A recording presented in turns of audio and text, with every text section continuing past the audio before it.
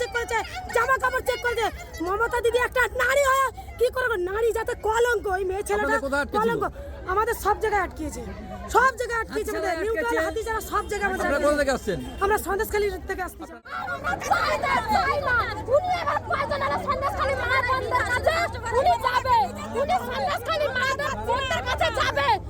সময় দাম আছে, আমাদের সময় দাম নেই।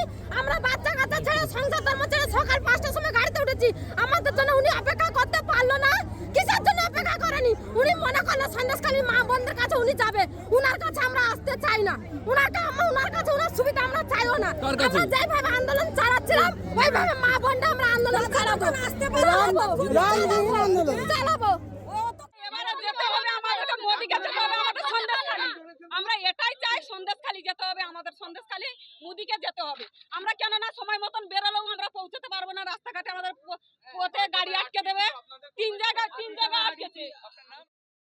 সন্দেশখালী নির্যাতিতা মহিলাদের সাথে দেখা করে কথা বলার আশ্বাস পেয়ে বারাসাতে এসেছিলেন একদল মহিলারা। তবে অধিকাংশ মহিলারই দেখা করতে না পেরে প্রধানমন্ত্রীর বিরুদ্ধে ক্ষোভ উগরে দিয়েছিলেন। কেন তিনি অপেক্ষা করেননি? কেন সন্দেশখালী মহিলাদের সাথে দেখা না করে চলে গেলেন? এত কষ্ট করে, এত হুমকি হুঁশিয়ারিকে উপেক্ষা করেই তারা এসেছিলেন প্রধানমন্ত্রীর সঙ্গে দেখা করতে। কিন্তু প্রধানমন্ত্রী একটু অপেক্ষা করতে পারলেন না কেন? এই দাবি তুলেই সন্দেশখালীর একদল মহিলারা বারাসাত কাছারি ময়দানে বিক্ষোভ দেখাতে শুরু করেন। তবে প্রধানমন্ত্রী শেষ মুহূর্তে হলেও 5 জন মহিলার সঙ্গে দেখা করেছেন। তারা প্রত্যেকেই সন্দেশখালীর পাত্রপাড়া এবং মাঝের পাড়া এলাকার বাসিন্দা। তারা প্রধানমন্ত্রীর সাথে দেখা করে সন্দেশখালীর অত্যাচারিত হওয়ার কথা জানান। প্রধানমন্ত্রী আশ্বাস দেন তিনি বিষয়টি দেখবেন এবং ব্যবস্থা নেবেন। কি ব্যবস্থা নেন সেটাই এখন দেখার। অন্যদিকে প্রধানমন্ত্রীর সঙ্গে দেখা করতে না পেরে ক্ষোভে ফেটে পড়লেন বেশ কয়েকজন মহিলা। তাদের দাবি প্রধানমন্ত্রীকে সন্দেশখালী যেতে হবে, সেখানে গিয়ে মহিলাদের সঙ্গে দেখা করতে হবে। এত ভয়, আতঙ্ক, বাধা উপেক্ষা করে তারা এসেছেন প্রধানমন্ত্রীর সঙ্গে দেখা করতে। কিন্তু প্রধানমন্ত্রী একটু অপেক্ষা করতে পারলেন না। যাদের সাথে প্রধানমন্ত্রী দেখা করেছেন তারাও একেবারে শেষ মুহূর্তে এসে পৌঁছেছে জনসভায়। ততক্ষণে প্রধানমন্ত্রীর ভাষণ শেষ। মঞ্চ থেকে নেমে প্রধানমন্ত্রী বিশ্রাম নিচ্ছিলেন, আর সেই সময় কয়েক মিনিট দেখা আর তাদের অভিযোগ জানানো।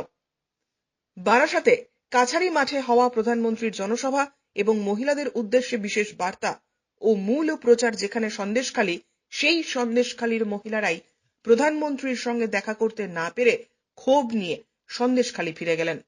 কি হবে সন্দেশখালীর ভবিষ্যৎ? কিভাবে আগামীতে মহিলারা গ্রামে শান্তিতে বসবাস করবেন তা নিয়ে বড়সড় প্রশ্ন তুলে দিলেন সন্দেশখালীর এই মহিলারা।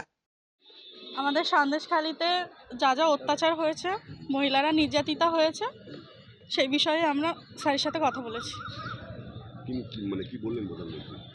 প্রধানমন্ত্রী আমাদের আশ্বাস দিলেন যে উনি আমাদের সন্দেশখালীর মা বোনেদের পাশে থাকবে। আপনার সাথে কি অত্যাচার হয়েছে? এটা বলতে পারছি না।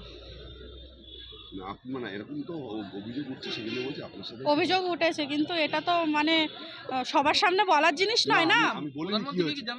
হ্যাঁ, প্রধানমন্ত্রীকে তো আমরা তো জানাতেই এসছি, আমরা তো জানাতেই ওনার কাছে এসছি। আপনারা যারা 5 জন গেছেন তারা কি আক্রান্ত শাহজাহান বাহিনীর হাতে? অবশ্যই। আচ্ছা, তো কি বিষয় প্রধানমন্ত্রীকে প্রধানমন্ত্রী কি বিষয় শুনলেন? আমরা তো বলছি যে আমরা সব বিষয়েই বলেছি। আমাদের সাধারণ মানুষের ওপরে যে অত্যাচার হয়েছে, আমাদের মহিলাদের ওপরে যে অত্যাচার হয়েছে, আমরা সব কিছুই বলেছি। উনি শুনে কি বললেন? উনি আমাদের আশ্বাস দিয়েছেন উনি আমাদের পাশে থাকবেন। না কোনো ব্যবস্থা নেওয়ার আশ্বাস, নাকি এমনি মৌখিক শুনে কি উনি ব্যবস্থা নেবেন বলেছেন। ব্যবস্থা নেবেন? হ্যাঁ। আর কি বললেন? সন্দেশখালী যাবে বললেন? সন্দেশখালী না। এখনো কি সন্দেশখালীতে আতঙ্ক পরিবেশ আছে? আতঙ্ক পরিবেশ খুব একটা নেই, কিন্তু আছে, একদম যে নেই এমনটা বলবো না, আছে। কিরকম আতঙ্ক? ওরা কি এখনো হুমকি দিচ্ছে? কিছু কিছু মানুষ আছে যে হুমকি দিচ্ছে।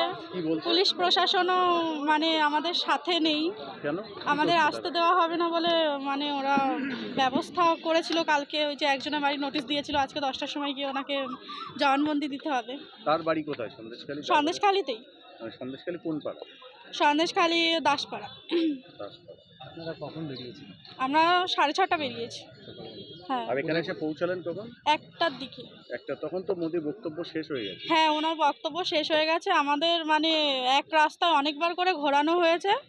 জানি না এটা মানে ড্রাইভারের দোষ বা উনি রাস্তা চেনেন না, নিশ্চয়ই গাড়ি চালান রাস্তা চেনেন, উনি ইচ্ছা করে করেছে কি আমাদের আমরা জানি না, ইচ্ছা করে করেছে। এখানে এসে প্রধানমন্ত্রীর কাছে নিয়ে গেল কে? এখানে এসে উনি আমাদের বিকাশ সিং ছিল, আর একজন ছিল আমি নাম জানি না, ওনারা নিয়ে গেছে। পিছন দিক দিয়ে নিয়ে গেলেন? পিছন দিক দিয়ে না, ওনারা এখান দিয়ে বলে দিয়েছিলেন, ওরা আমাদেরকে ডেকে নিয়েছিলেন। ডেকে নিয়ে মানে প্রধানমন্ত্রী স্টেজ থেকে নিচে নেমে আপনাদের সাথে দাঁড়িয়ে কথা বললেন না বসে কথা বললেন? না, আমাদের সাথে উনি রেস্ট করছিলেন ঘরের মধ্যে, আমরা ওখানে গিয়েই কথা বলেছি। তো এখনো কি মানে পুলিশ হুমকি দিচ্ছে কি আপনাদের? পুলিশ হুমকি বলতে ওরা আমাদের পাশে নেই, হুমকি দিচ্ছে বলতে ডাইরেক্টলি দিচ্ছে না, বাট ইনডাইরেক্টলি দিচ্ছে। মানে আপনারা তেমন আশ্বাস এখনো পাচ্ছেন না যে কোনো কিছু যদি অভিযোগ জানাতে যান পুলিশের কাছে সেই অভিযোগ কোনো গুরুত্ব দেওয়া হবে না, এটা আপনারা মনে করছেন? এটা মনে করছি, কিন্তু কি বলুন তো, ওদের এখন হয়তো চাপে আছে, ও নিচ্ছে, কিন্তু অনেকের এই যে আমাদের ওখানে যে একজন নির্যাতিতা সে কেস করেছিলেন, তাকে প্রায় 5-6 দিন পরে তার রিসিভ দেওয়া হয়েছে, তাও হাতে দেয়নি, হোয়াটসঅ্যাপ করে দিয়েছে।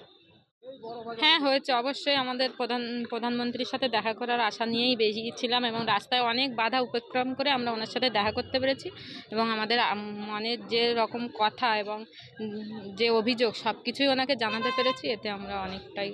কেমন বাধা, মানে কি বাধা করেছিলেন রাস্তায়?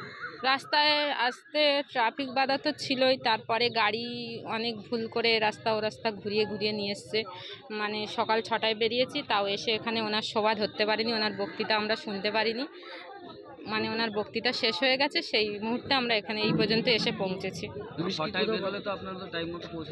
হ্যাঁ, কিন্তু গাড়ি দুবার ভুল রাস্তায় নিয়ে চলে গেছে অনেক দূর করে, তারপরে আবার গাড়ি রাস্তা চেঞ্জ করে আবার ঘুরিয়ে এরকম অনেকবার ঘুরিয়ে করে আনতে আমাদের এই পর্যন্ত আসতে ওনার সবাই বাধা দিয়েছে।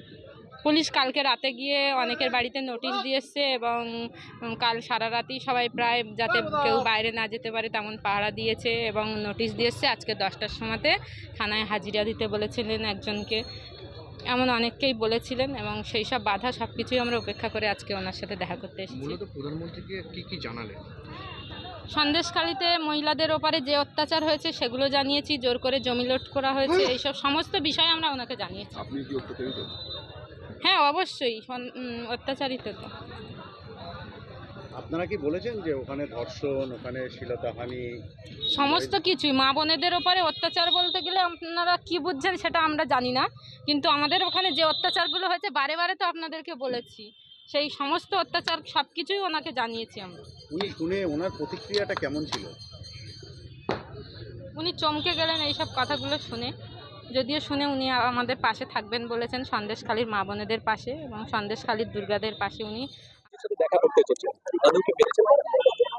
একটি ডেলিগেশন গেছিল, 5 জনের একটি ডেলিগেশন মাননীয় প্রধানমন্ত্রীর সঙ্গে দেখা করেছে। মানে ওনার তো বিভিন্ন জায়গায় বাধা দেওয়া হয়েছে, তারপরে 5 জনের মহিলার একটি ডেলিগেশন, তারা পার্সোনালি গিয়ে মাননীয় প্রধানমন্ত্রীর সঙ্গে কথা বলেছে। না, আমি ঘরে তো ছিলাম না, আমরা বাইরে ছিলাম।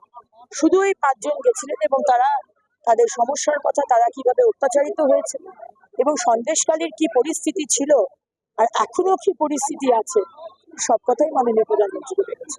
বিভিন্ন জায়গায় আটকানো হয়েছে, আটকাবেই তো। মুখ্যমন্ত্রী ভয় পেয়েছে, যে মুখ্যমন্ত্রী মহিলাদেরকে ব্যবহার করে আজকে নবান্নের 14 তলায় বসে আছেন মুখ্যমন্ত্রী হয়ে, সেই মুখ্যমন্ত্রী মহিলা বিরোধী মুখ্যমন্ত্রী। মুখ্যমন্ত্রী হবার আগে মহিলাদেরকে নিয়ে নাটক করেছে, আর মুখ্যমন্ত্রী হওয়ার পরে ওনার সন্দেশখালী যাবার সময় নেই, ওনার রিয়ালিটি শোতে গিয়ে রুটি বানাবার সময় আছে, ওনার আগামীকাল রাস্তায় নামার সময় আছে, কিন্তু ওনার সন্দেশখালী যাবার সময়। বারাসাত থেকে শান্তনু বিশ্বাসের প্রতিবেদন, চ্যানেল 24/7।